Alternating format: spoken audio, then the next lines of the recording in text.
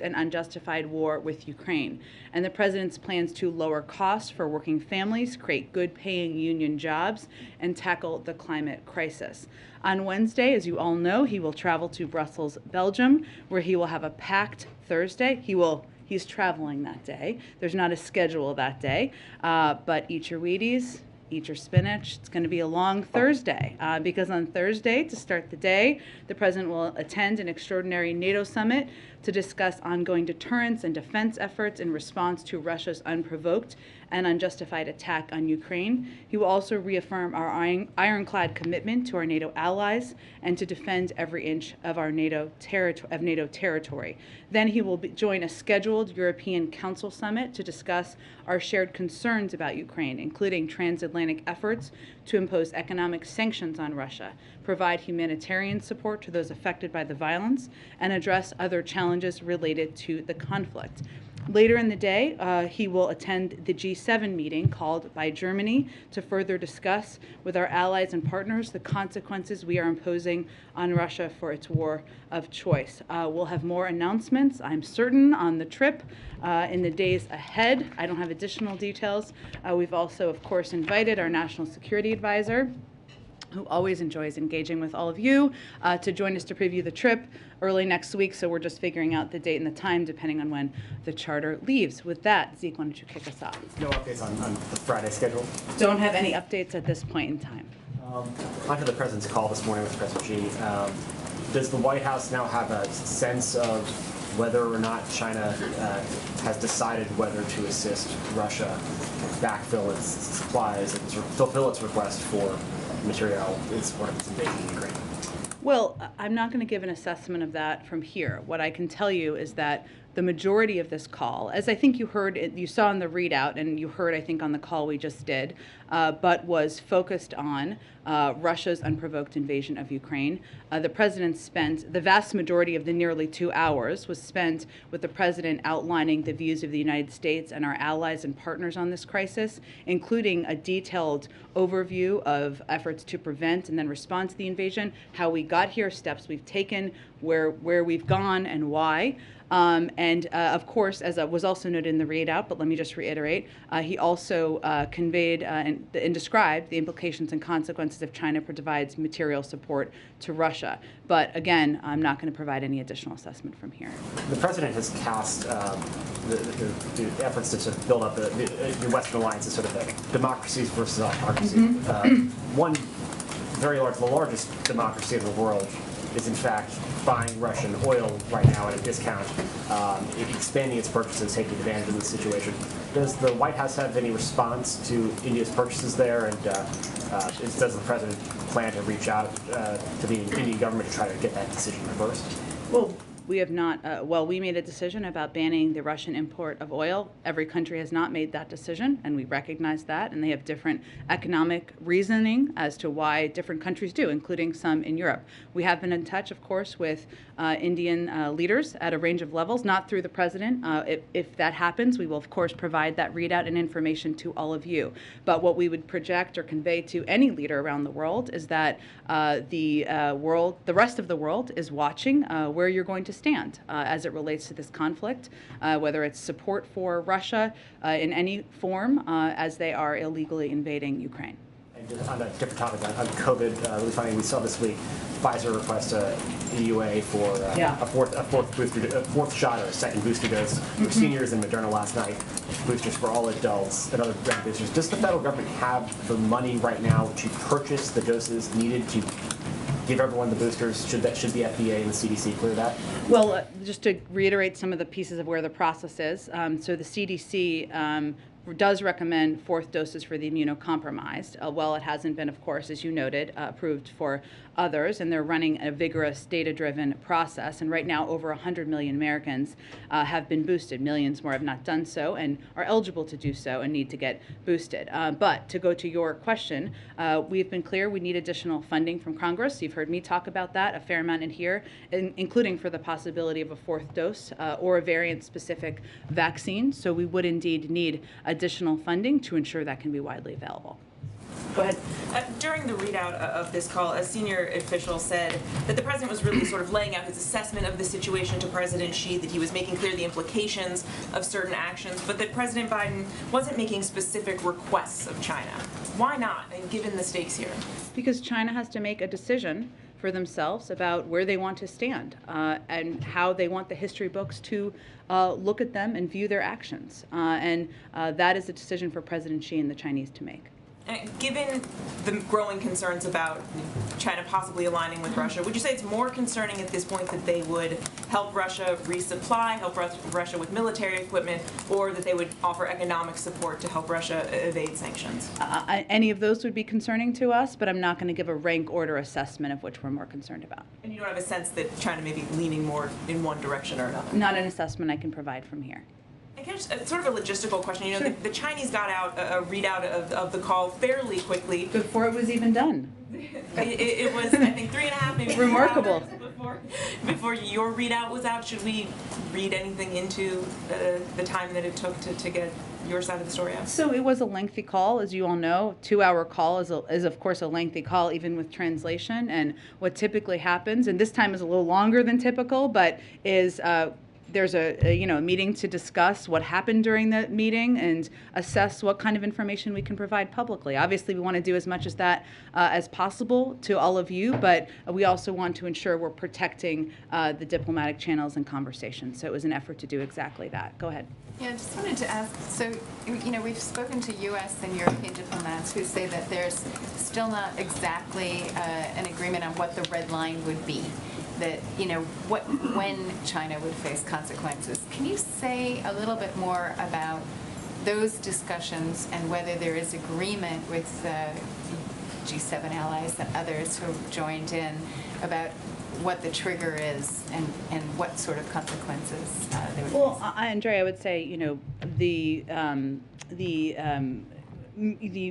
movement of China to align with Russia or to the movement of them to align with Russia or their proximity of moving closer together is certainly of great concern to us, as we have expressed, and we are not the only country that has expressed that concern, including many other members of the G7 have expressed exactly that concern. So this is part of the discussion. It has been an ongoing part of the discussion. Expect it certainly would be when the president goes to Europe next week, but we're not in a place at this point to outline the specifics. We're still discussing. And then just to follow up on that, initially I think going into the call we were expecting that there would be discussion about Iran and North Korea as well. Did the two leaders get around to those issues, and are they any closer in terms of alignment on those issues? And then just to your first point, or your response, one of the issues that has separated the U.S. and China in recent years has been disputes over trade and lots of tariffs. Would you anticipate that China would face a larger trade war if, or additional sanctions and tariffs if it does proceed to align more closely? Well, we have a range of tools that could be considered, and sanctions are certainly one tool in the toolbox, as they are for other countries as well, even if as we have not outlined specific consequences, and we'll communicate those directly to China and, of course, with our European partners and counterparts. The call was focused, as the readout conveyed, the vast majority of it was on Russia's unprovoked invasion of Ukraine, but also the issue of Taiwan was raised by the Chinese, and the president reiterated that U.S. policy on Taiwan has not changed. That was really the vast majority of the focus of the call. Obviously, there are a range of issues and topics we discussed with the Chinese, and as a part of this call, there was an agreement on ensuring there was an open line of communication and that the discussion would continue in this critical period ahead, of course, at lower levels. Go ahead. During this tour call, did President Xi ever refer to it as an invasion? We'll let President Xi and his team outline any more specifics about his component of the conversation. Why not reveal if he called it an invasion or called it a war? Because we don't, as a policy, speak for other countries. They can speak for themselves. Yesterday, Secretary Blinken said the administration was concerned that China is considering answering Russia's request for more military equipment. After this 2-hour call, does the White House still have that concern? We have that concern. The president detailed, what the implications and consequences would be if China provides material support to Russia. as it conducts brutal attacks against Ukrainian cities and civilians. And obviously that is something we will be watching and the world will be watching. So that concern hasn't gone away following the call. Obviously actions are a key part of what we'll be watching. And Russian Foreign Minister Lavrov says that Russia will view any weapons shipments into Ukraine as, quote, legitimate targets. Obviously, President Biden just authorized $800 million in more security assistance, aka weapons potentially going into Ukraine.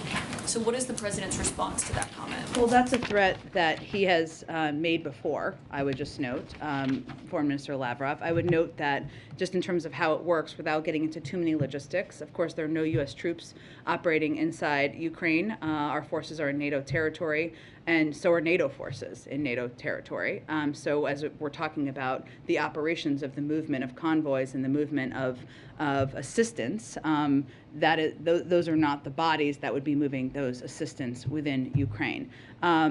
So beyond that, though, I would say, of course, we watch closely what the actions are, the continued escalatory actions of the Russians, and we will watch closely if they follow up on that threat. I would remind you all that all of the convoys are not just moving military assistance; many of them are moving humanitarian assistance as well, food, and other aid that is getting to people who have been injured through this brutal invasion. I guess the question is, how concerned are you about being able to get all $800 million of that assistance that's obviously so critically needed into Ukraine?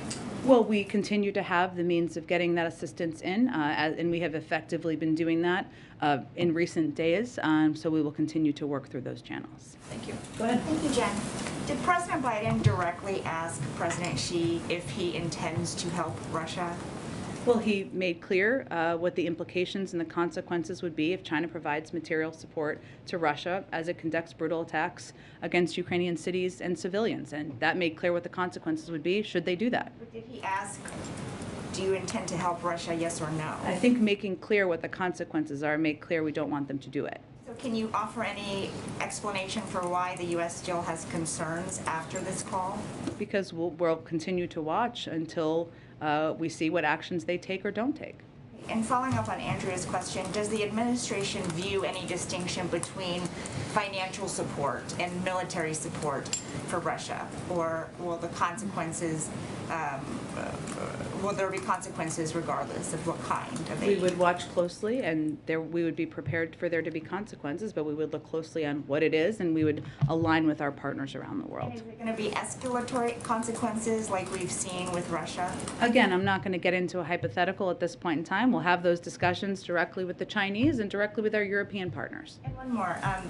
Short of getting any guarantees from China that they are not going to help Russia, and short of China condemning Russia for its actions, what is it about the call that President Biden thinks went well, as he said to one of my colleagues? I think it was an opportunity for the president to convey directly what our detailed efforts have been, what we have seen on the ground, how we have responded to the invasion, why we have the significant level of concern that we have, and also to convey very directly, leader to leader, what the implications and consequences would be if Russia provides material support. And that leader to leader engagement, an opportunity for there to be a continuing discussion, certainly the president sees as a positive development. Go ahead. Thank you, Jen. A couple of days ago, you described javelins and stingers as defensive weapons and MiGs and planes as offensive weapons. So how do we classify the armed drones that we're sending? I would remind everybody that Russia is invading Ukraine, not the other way around. Ukraine is not invading Russia. They are not going into a foreign country and invading that country. And what we're sending to Ukraine is security assistance, all of it, and weapons that they are effectively using to defend their country against Russian aggression. And that is how all of this material would be categorized. In that sense, then wouldn't MiGs also be defensive since Ukraine is defending itself from attacks from Russia? Well, again, this is all assessments made by our Defense Department, but I would tell you that as it relates to the transfer of fighter planes from a U.S. base in Germany into contested Ukrainian airspace, where our military and intelligence community determined the benefits provided to Ukraine's defense are low and the risks of escalation are high, that is how we assess that. But also, those type of planes would be a different category of military assistance. It seems like we're splitting hairs over semantics. in terms of how we're classifying some of these weapons systems. And obviously the president's gotten some criticism from both sides of the aisle for even when he takes action, sometimes doing it after there's been a lot of political pressure, for instance, on imposing the sanctions, on sending the Stingers and the Javelins, on banning Russian oil. So if there's any chance that the U.S. is going to facilitate the transfer of MiGs in some way, why not just do it now? Well, I think we've outlined pretty clearly why we've made the decision not to do that, including the fact that they have multiple squadrons of planes that they can utilize, and the fact that, most importantly, the types of assistance that we've been providing, anti-armor, anti-tank, anti-missiles, is what is effective in fighting this war on the ground. That is why we've provided that assistance. None of the weapons we've sent to Ukraine could be used to launch an invasion of a country like Russia. That's a fact. That's why we call them defensive weapons. That's why the Defense Department calls them defensive weapons. And I would remind everybody that they are the country that are under attack. I want to move on to the Iran talks. This week the president said that we are crippling Putin's economy with punishing sanctions that are only going to grow more painful over time. But the State Department said that the administration would not sanction Russian participation in nuclear projects that are part of the JCPOA. So how does the administration justify calling for such strong sanctions on Russia but giving them a pass when it comes to Iran? Isn't that hypocritical in some sense? There's absolutely no pass given. They're not getting additional assistance or sanctions relief of any sort. They have an implementation role. They've had an implementation role in the past as it relates to the Iran nuclear deal, and that is certainly what we would be talking about in this regard. But for clarity purposes, there's absolutely no additional sanctions assistance that Russia would be receiving that is outside of the Iran nuclear deal. So, but just carving out what's already there and giving it protection, that it will not be sanctioned? Well, to explain to you, or for those of you who have covered back in 2015, you may remember this, that there have been roles in the past that Russia has played in terms of the movement or the protection, the nuclear protections in some capacity of as we're implementing the Iran deal, and that's what we're really referring to. That's part of the discussion in the deal. This is a new deal that we're doing. It's the similar implementation components. It's an implementation and discussion around a similar deal that was discussed back in 2015. And then the Director of National Intelligence annual threat assessment last month said that Iran has threatened to kill former and current U.S. officials in retaliation for the U.S. killing the IRGC's leader, Qasem Soleimani. So do those threats constitute terrorism? Well, I would just remind you all that where we are, one, I'm not going to just confirm or get into specifics about any threats through intelligence channels, but where we are right now, is that not only has Iran's nuclear program advanced, but their behavior in the region and beyond has gotten more aggressive, including by the Islamic Revolutionary Guard. So the notion that the actions of the past administration pulling out of the Iran nuclear deal has cut down on the actions or the escalatory behavior of the Iran Revolutionary Guard is inaccurate. The Iranian government has actually doubled their budget or something like that. So the notion that the approach that the status quo is effective and making us safer just doesn't bear out in any form of facts. So they should not then, the IRGC be delisted from the terrorist blacklist? There's an ongoing negotiation. I'm not going to get into specifics of it, but I would just note that the status quo where we stand has done nothing to make us safer in any regard. In fact, the Islamic Revolutionary Guard has only been strengthened. Go ahead. Jen, I want to follow up with you on the call. You have, from the podium and in the readout, it says the president described the implications and consequences if China provides material support to Russia. So to be clear, did President Biden warn President Xi not to send any support to Russia? I think he made clear what the implications and consequences would be if he did. That is laying out what the consequences would be. President Xi has to decide what he's going to do here. And not just here, but is it fair to characterize that as a warning? I would characterize it exactly as I said it. And did President Biden and President Xi discuss the possibility of lifting sanctions and or tariffs as a way to get China? This was not about carrots. This was about laying out what the implications and consequences would be. Did the president Step away from the phone call and have a sense that he can work with China as it relates to Ukraine? Well, I think he came away feeling that he had conveyed clearly what the implications and consequences would be, and also that he had the opportunity to lay out specifically what steps we've taken, why, and what we're seeing on the ground. And he also said that we would continue conversations task the teams to continue conversations. So that indicates that we will continue to engage with them. I want to follow up with you on something we've been discussing throughout the week, the issue of refugees. Newsweek has reported that the U.S. is actually detaining Ukrainian refugees in ICE detention centers, those who are seeking entry into the country, which seems like a contradiction of President Biden saying that he would welcome them here. Can you tell us why this is happening and what's being done? I can't confirm any specific cases. I'd point you to the Department of Homeland Security. But what I would say is that we are still implementing our immigration laws at the border. That means that Title 42 is in place, and for individuals who come through, abnormal migration, we approach that through the same laws and implementation. When the president says he would welcome refugees, of course he would, but they have to apply through the refugee programs. Understood, but do you acknowledge, Jen, that detaining them is a contradiction to President Biden saying he would welcome them with open arms? Well, again, Kristen, we implement and we our immigration laws across the board, no matter what country you come from, and that has been our case and approach from the beginning. Welcoming refugees means applying through the refugee process. And again, as I've said in here, we are looking at a range of options, including providing a broad range of humanitarian assistance to the countries where the vast majority of refugees are going. Is it a priority for President Biden to address this situation so that refugees are not being detained at ICE detention centers? Well, again, we are continuing to apply our immigration laws at the border. And so refugees who want to come to the United States, of course we would welcome Ukrainian refugees. That is why, but they have to apply through the existing programs. There's an ongoing discussion about what programs or what steps we could take. And we certainly, that's an important conversation and process internally. Where we have put all of our efforts to date, the vast majority of them to date has been on providing a historic amount of funding to countries in the region, including a huge amount, billions of dollars that has been approved through the omnibus bill the president just signed into law to make sure that the countries that are welcoming the vast majority of these refugees have assistance and support and aid that they need.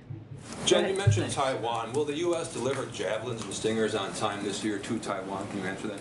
I don't have any update for you on military assistance to Taiwan. I would point you to the Department of Defense. A separate question real quick. The White House, is it aware of ongoing destruction and vandalism of Catholic churches across the United States, statues as well? Is the president aware of that destruction taking place right now across the U.S.? Most recent examples in Florida at the Holy Family Catholic Church, in Royal Oak, Michigan, St. Mary Catholic Church, in Georgia, Sacred Heart Catholic Church, all vandalized, destroyed. Well, I can assure you that the President, the White House, and the United States would oppose any destruction or desecration of religious institutions of any kind. And certainly Catholic churches, the President himself is a Catholic, of course. Does the President believe that perhaps Pope Francis could play a role in mediating an end to this Ukraine crisis, the war? I just don't have anything on Pope Francis's role. Obviously, we're focusing our efforts at this point in time and engaging with our European allies and counterparts around the world. Go ahead, Ashley.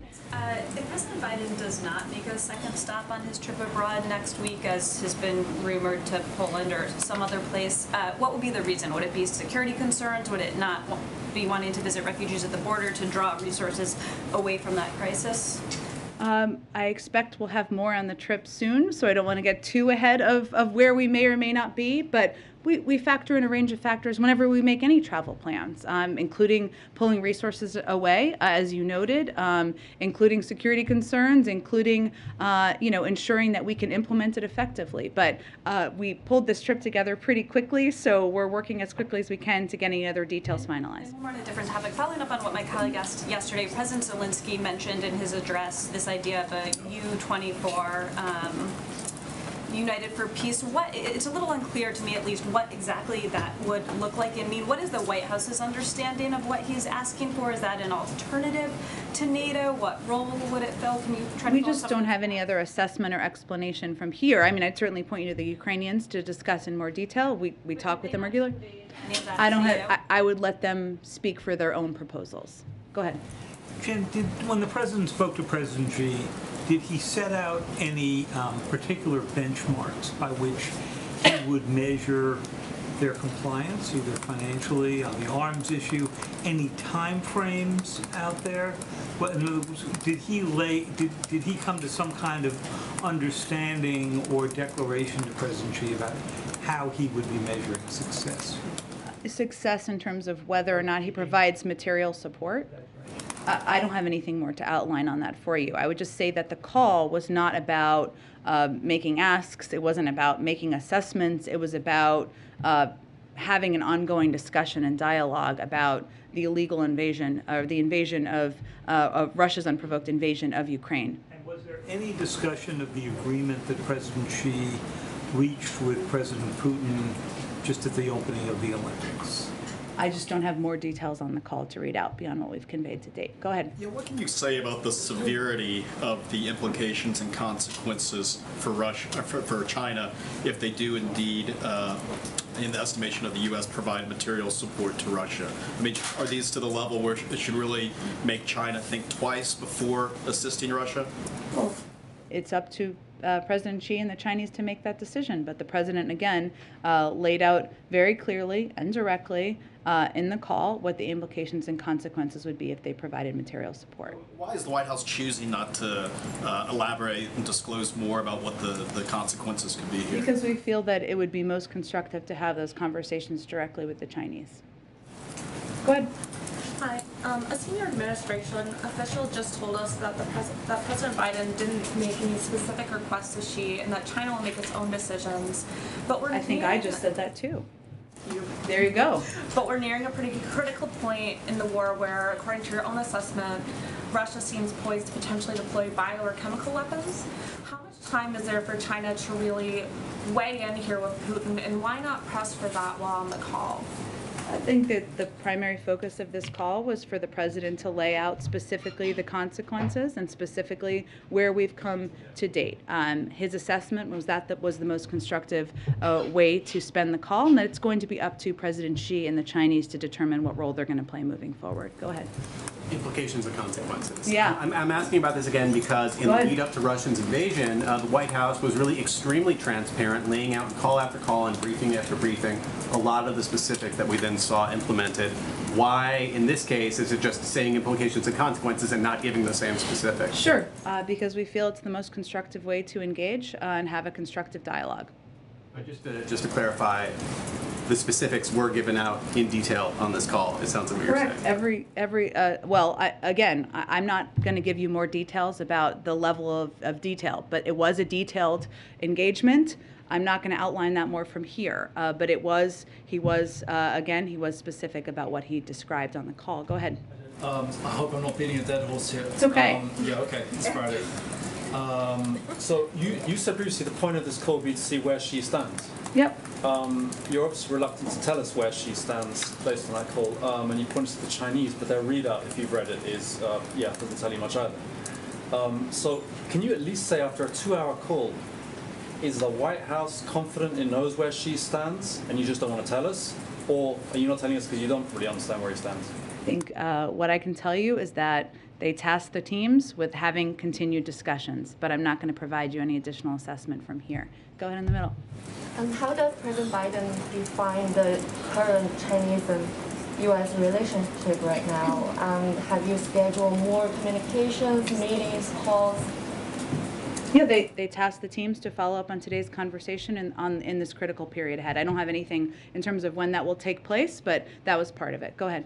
Jen, following the recent Texas primary election, the AP is reporting that roughly 13% of ballots were discarded following, new statewide election laws. Mm-hmm. One, is the White House concerned about these new numbers, and has the White House put in any new plan to try and get some sort of federal voting rights legislation or executive order into implementation? Well, certainly we will continue to stay, we remain committed, the President and the Vice President remain committed to doing everything we can to get voting rights legislation passed and move forward, and these reports are certainly a reminder of how important that is.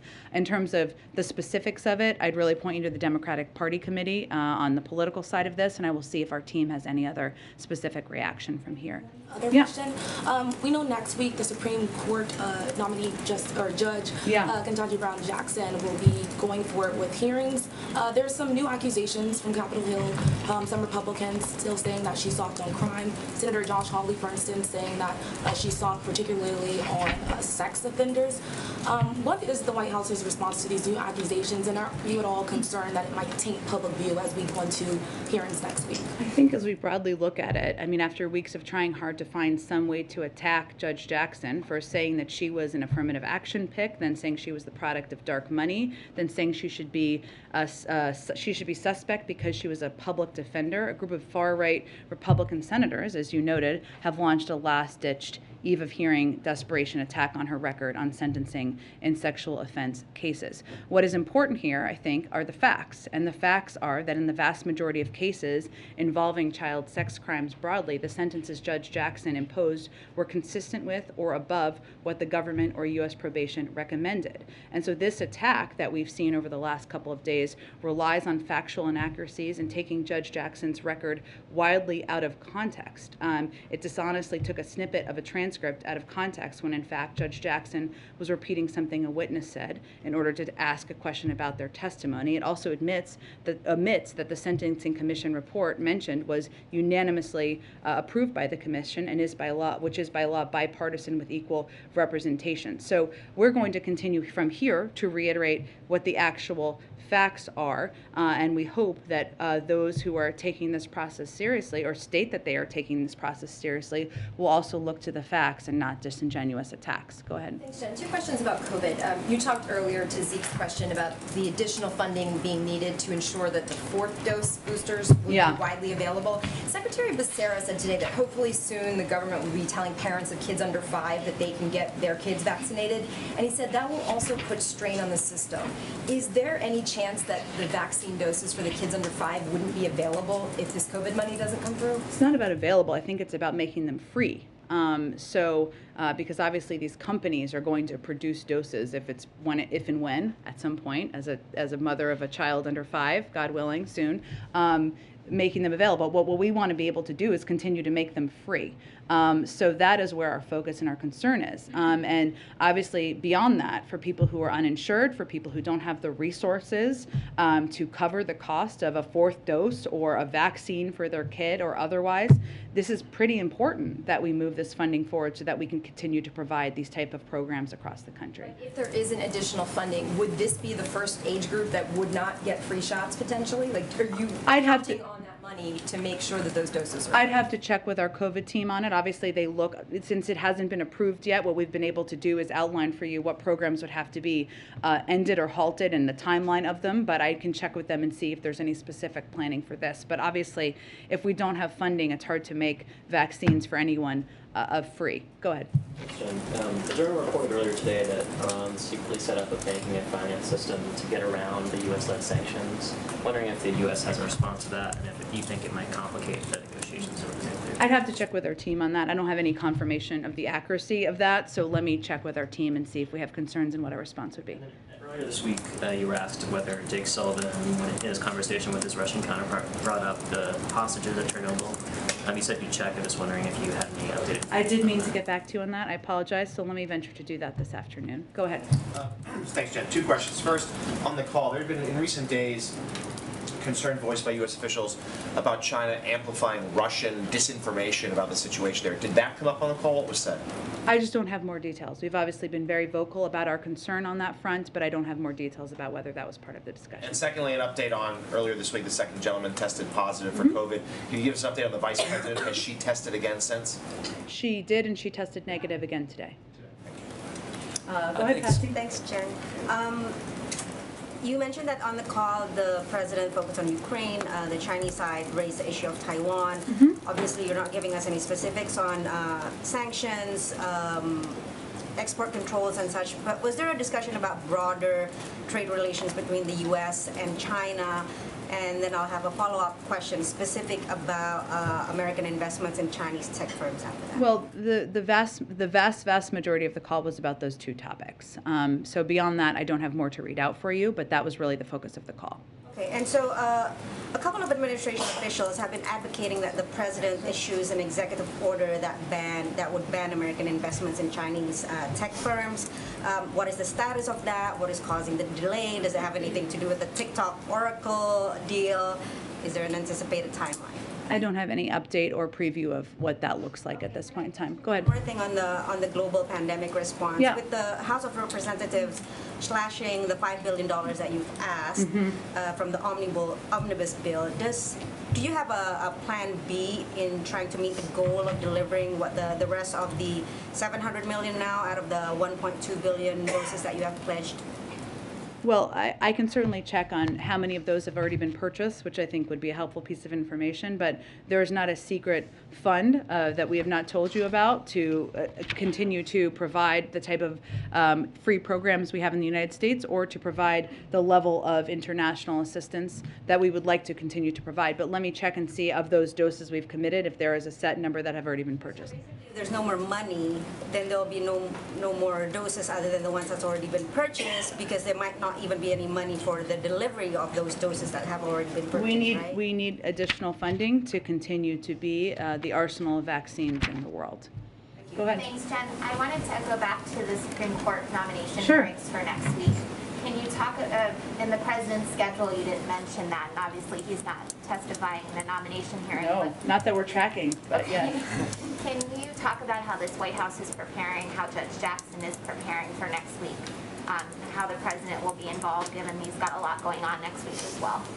Well, I would say that Judge Jackson, as you know, has a whole team of people internally and externally who has been helping her through the preparation process. And she, which won't surprise anyone, started studying and practicing and preparing as soon as she was nominated to serve on the Supreme Court. And that process has obviously picked up over the last couple of days. And so our team will be closely watching and monitoring the hearings next week. I'm sure we'll be responding to the inevitable doses of misinformation that travel out as well. I also wanted to ask about COVID testing. The administration announced that families could order a second round of rapid tests a few weeks ago. I don't know when it was, but recently. Yes, in the State of the Union. Yes, thank you.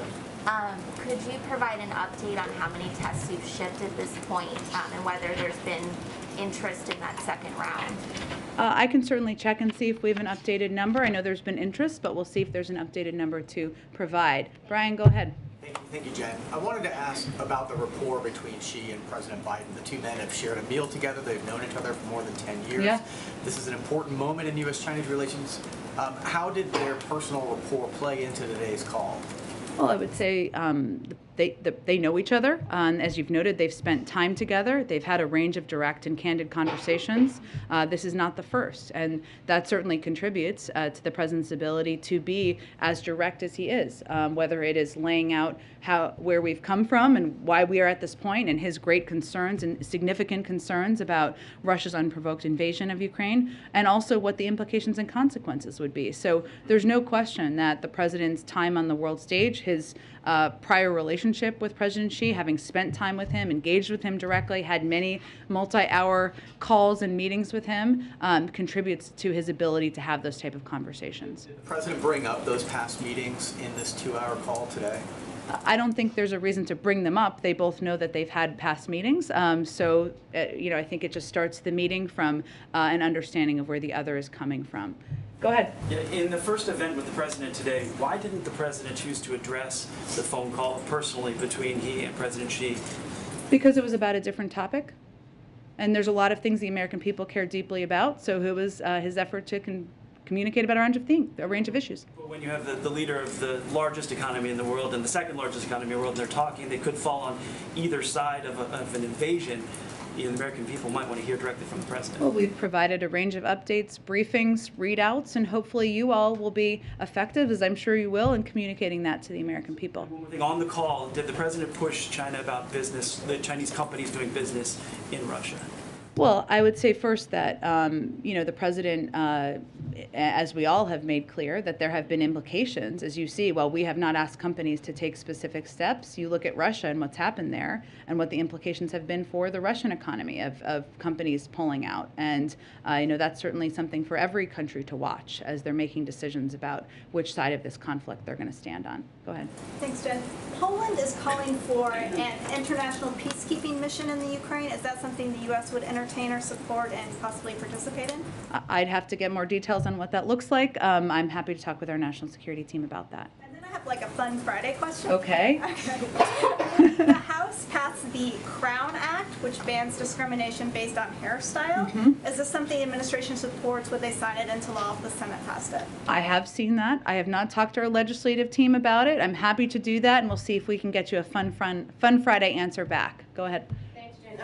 In response to the mistreatment of African immigrants that were fleeing Ukraine, the White House did put out a statement a couple of weeks ago saying that they received assurances from the UN, Ukrainian authorities, and governments that they're committed to the fair and equal treatment of those seeking departure. But doubling down on what are those assurances, because we're still hearing a lot of stories of incidents that are happening with those who are trying to flee. Well, I think it is something we continue to watch closely, and we have seen reports of that we are concerned about. So we would just raise those concerns we have directly, and we felt it was important to put out a public statement at that time to follow up on. Just a couple more questions. One, how soon can we expect the president to sign the anti-lynching bill? I can check and see what the timing. I know we were waiting for the vice president, I think, to get back from travel, but yeah. And then lastly, about a quarter of Americans not vaccinated or partially vaccinated. Numbers aren't really budging. Is there any move or change to the definition of what is fully vaccinated? That would be for the CDC to determine. There hasn't been a change at this point in time. It still remains 2 doses, but we are continuing to encourage any American who has not received a booster to do exactly that because it would provide them additional necessary protection. Go ahead. On Judge Jackson's hearings next week, have some of that prep work included conversations between the nominee and the president and any advice from the former chairman of the Judiciary Committee? I'm not going to get into details about their private conversations. So has he played? So he has not played a role in sort of the prep or the. He's not participating in the mock preps, no. But he is certainly excited about her hearings next week and being confirmed to serve on the bench. Thanks, Jen. I've got a quick clarification and then 2 questions about presidential conflicts of interest in foreign affairs. The first brief clarification is the New York Times reported this week that the first son remains under criminal investigation. Does the president still intend to stay out of that case? Yes, it's the Department of Justice, and I will point you to them. And my 2 questions about conflicts of interest in foreign affairs. First, I have a question about Russia, and then one about China. On Russia, you told me last year that you were unfamiliar with the Senate report that alleged that the first son, or a company linked to the first son, received $3.5 million from the richest woman in Russia. Subsequent reporting indicates that President Biden, when he was vice president, had a dinner in Georgetown with the same woman in 2015. This Yelena Ballerina, she has not been sanctioned yet by the U.S. government. How is President Biden navigating conflicts of interest when it comes to sanctioning people who have done business with his family? And can you explain to us what this $3.5 million was for? I don't have any confirmation of the accuracy of that report, so I have no more further details. About the conflicts of interest, though, how he's navigating those when deciding sanctions. What would be his conflicts of interest? Well, his son's company allegedly got $3.5 million from... Which I have no confirmation of, and he has continued to sanction oligarchs more than we've ever sanctioned in the past, so I'm not sure that's a conflict of interest. Go ahead. Thank you. Go ahead. I have a question about Russia now. I think we're moving on because we got to get some more people. Go ahead. My question about the conflict of interest when it comes to China is last year the first son's attorney said that he divested from a Chinese investment fund controlled by Chinese state-owned entities. We have received not even basic transparency about who bought out his stake, when this happened, and how much money changed hands. Did he actually divest, and if so, can you agree He's to a basic private transparency? citizen. He doesn't work for the government. I'd point you to his representatives. Thank His you. father's role as I think president we're done here. Thank you very much. Go ahead. Jen. Did President Biden talk to President Xi Jinping about the escalate tensions on Korean Peninsula? How did President Xi respond on this? Again, the vast majority of the call was about Russia's unprovoked invasion of Ukraine. And again, when President Xi raised Taiwan, the president reiterated the U.S. policy on Taiwan. Obviously, there are a lot of important issues that we discuss with the Chinese, some where we work together, some where we have strong concern, and there's a lot of channels for that. But that was the primary focus of the conversation. Go ahead. This is Jahan Zaybadi from Airway News TV Pakistan. Pakistani Prime Minister Imran Khan requested for a telephonic conversation with President Biden like many months ago. It's like more than 14 or 15 months. We haven't heard anything about that. Is there any specific reason for not communicating with the Pakistani leadership? I don't have any update on a planned call or engagement. Obviously, we engage with Pakistan and a range of leaders at a number of levels through the State Department for our national security team. But in terms of a call or engagement with the president, I don't have anything to predict on that front. After his recent visit of Russia, Pakistani Prime Minister Imran Khan told a public gathering that he will not be a slave of America like other politicians do. Would you like to comment on that? I don't know why he said that, but we have a long relationship with Pakistan, and that is a relationship will continue through diplomatic channels, so I don't have any more comment on that. Go ahead. Thanks, Jen. Thanks, Jen. Oh, we can go to both of you. Go ahead. Go. Well, I don't know whoever wants to go first. You can rock, paper, scissors. Thanks, Jen. You might have seen that President Putin held a rally at which he said of the Russian people that we have not had unity like this for a long time. Is that your perception? Do you have any comment? Well, we're not going to respond to President Putin's misinformation and propaganda rally, which is how we see it. And secondly, just a bigger picture question. There's been a lot of discussion this week about war crimes and war criminals. You're well aware the United States does not recognize the International Criminal Court. We're not a member, yeah. Yeah, we're not a member. President Biden believes that is the correct stance, and if so, doesn't that undercut the United States' moral authority? Well, I would note that there are a range of international bodies that have ongoing international investigations. We would not be the ones prosecuting, of course. There'd be international bodies prosecuting any case on war crimes. We're going to feed data and information into that, and they support their process. Okay, about the Western Balkans, please. Russia and China are spreading their influence a lot on Western Balkans, especially Bosnia, Herzegovina, and Kosovo. And the president is a friend of Bosnians and Kosovars. Can you assure people over there that America is still with them? Absolutely. Please send that directly. Go ahead, Nazira. Yeah, thank you very much, Jen. As you know, we celebrate our Nowruz New Year. Afghan people as our expectation. Do you have any message? And also, yesterday, President Biden signed some document, PTS, for new arrival Afghan refugees. Oh, TPS. Yes. We did. So the president did sign TPS for Afghans, which means that those who have been in the country, and let me get you the exact information on that. Let's see. Let's see. Okay. So basically, okay, so the TPS will apply only to those individuals who are already residing in the United States as of March 15, 2022, and meet all other requirements, including undergoing security and background checks. And this is a designation decided by the Department of Homeland Security through their process, and they designated Afghanistan for TPS on the statutory basis of ongoing armed conflict and extraordinary and temporary conditions. U.S. Citizenship and Immigration Services estimates that approximately 74,500 individuals in the United States would become eligible for TPS through the designation for Afghanistan, and that includes 72,500 who have been paroled into the United States through Operation Allies Welcome, and approximately 2,000 Afghan nationals who did not participate in the Operation Allies Welcome and were otherwise in the United States already. So this is a new designation just announced this week. New Year, Nowruz, any message for Afghan people, especially Afghan women? Well, I would say we would send a message of Happy New Year's to the Afghan people, and certainly a special shout out to Afghan women, and we have huge admiration for their courage, their bravery, and we will continue to stand with them during these challenging times. Thank you, everyone. Happy Friday.